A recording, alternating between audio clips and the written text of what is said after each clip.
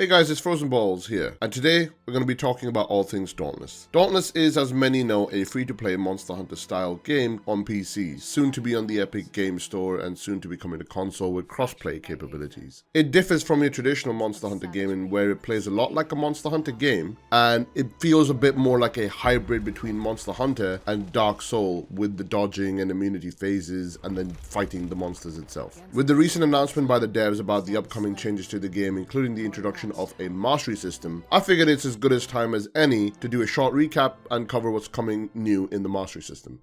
As a pre-alpha vet, this game has gone through many phases and changes, although most of these changes have been healthy for the game. As a free-to-play game, Dauntless needed some form of gameplay system and economy to sustain the game. This came in the form of the Hunt Pass. If you're familiar with battle passes of games such as Fortnite, Apex Legends, Battlefield, Warframe, etc., this is very similar.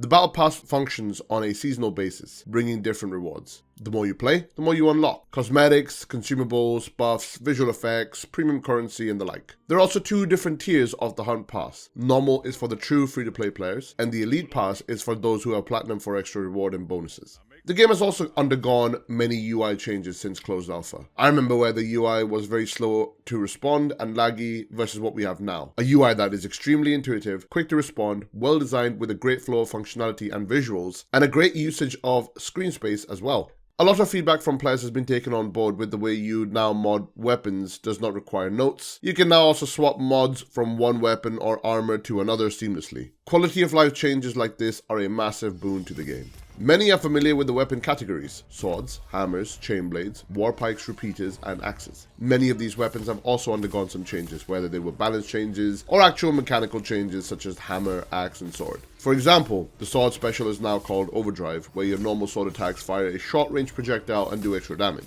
You can now also do a dash while you're in Overdrive on a short cooldown. Hammer now has an overhead slam at the end of a physical combo that consumes all of your ammunition, but if you land all the hits, you get all of your ammo back primed to continue the destruction. Hammers have also gotten a slight speed buff to make them truly competitive to the other weapon tiers and not left behind.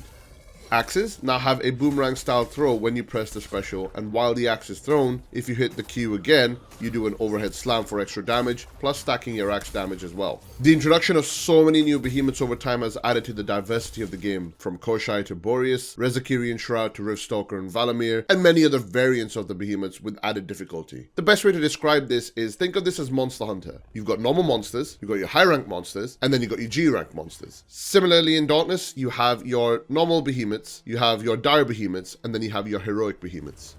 A lot of this information is known by most, so let's talk about what people are mostly interested in, the mastery system. This is a new system being introduced to change up the current level of grinding the game to be more engaging, fun, and interactive. And after playing with this for some time in the creator realm, I have to say it definitely feels like a big improvement on the direction that the game is heading. In the previous iteration, the system was in a place, but it felt more rough compared to the mastery system in terms of having a clear linear progression. But anyway, let's talk about the mastery system. Each weapon tree has its own mastery tree, as well as all of the behemoths as well. This opens the game up to farm each behemoth extensively and truly master them. This feels very comparable to the crafting system of Monster Hunter in terms of the detail and the amount of stuff to do in the game to collect and complete all of the armors and weapons and lower entries, so it's not like you'll run out of things to do anytime soon. As you use your preferred weapons more and more, you unlock more special attacks, modding capabilities, increasing their damage, reducing your stamina usage for different actions, and much more. As you fight different behemoths and unlock different weapons, you will acquire more mastery cards to complete objectives for. There are some basic things in the mastery card to keep in mind. It will show your overall Slayer level, your behemoth specific mastery level, a reward preview of what you will get as you unlock more mastery for that particular card, a reward objective for completing tasks, objectives and progress bars for all the tasks to show your overall mastery progression. In the previous iteration, you had different reputation tracks with all the factions of Ramsgate. This is being removed for the mastery system. The Slayer level is your overall account progression and level system. This shows your overall accomplishments in the game. The more you play and level up this particular tree, the more rewards you get, such as cores, titles, permanent upgrades to health and stamina, more loot from hunts, etc.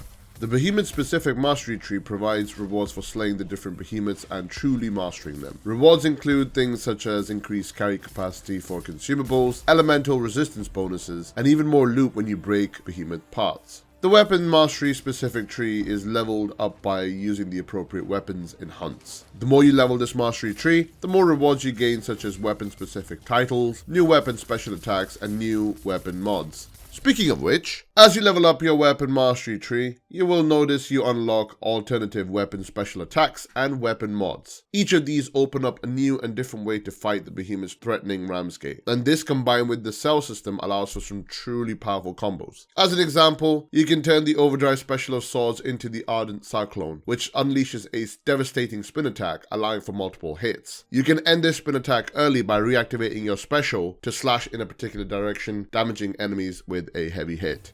In addition to the special move, you can now also mod your weapon for a different playstyle, although you can only equip one mod at a time. For example, with swords, you can choose to go with Perpetual Blade Core, which generates a small amount of special meter the more damage you do while you're in your special. This allows you to extend the duration of your special even further. Another is Reactive Hilt, where dodge attacks always result in a critical strike. That's it for this video. Hopefully this will give you an example of what is to come. The power is now in your hands, Slayers. Go out there, kill behemoths, become the master of Ramsgate.